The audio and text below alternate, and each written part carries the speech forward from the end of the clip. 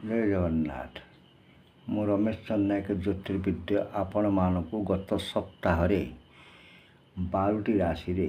शनि महाग्रह चलिले कौन असुविधा हुए कौन असुविधा हुए मुझे आपण मानक पुंखानुपुंख भाव जनाई अच्छी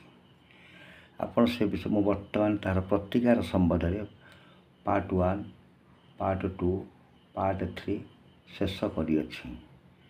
शेष करने पूर्व आपण मैंने देखिए बर्तमान कमेंट बॉक्स आप जनातु दुई है आप मोर प्ले लिस्ट सर्च करूँ ये प्ले लिस्ट रे आप देखिए मेष राशि ठारू मीन राशि पर्यंत 12टी राशि रे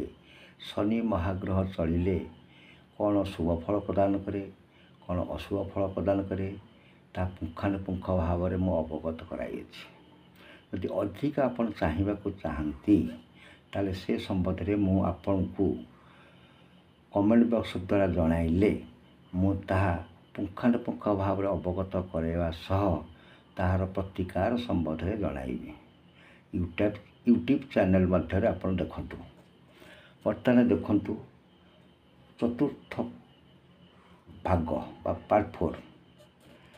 बर्तमान शनि महाग्रह खराब पड़े सुंदर कांड पाठ करेंगे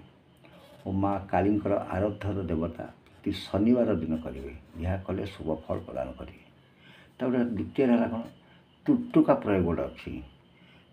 मैंने विशिष्ट साधु सन्यासी लिखिं तुटुका प्रयोग कले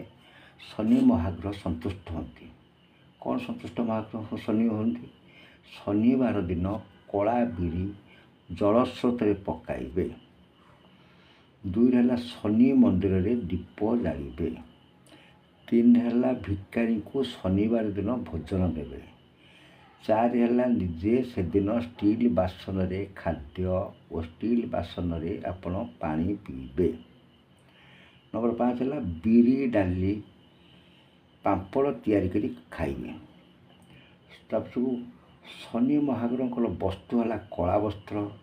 कला छत्ता कला चमड़ा जोता लौह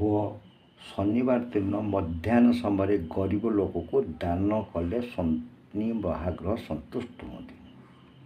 तापर शनि संतुष्ट पाई कला गाई को रुटी किंबा गुड़ खाया देले शनि महाग्रह संतुष्ट होती तापर कला कुकुर को तेल भजा खाद्य खाया देले शनि महाग्रह संतुष्ट होती तापर यही ग्रह रिष्ट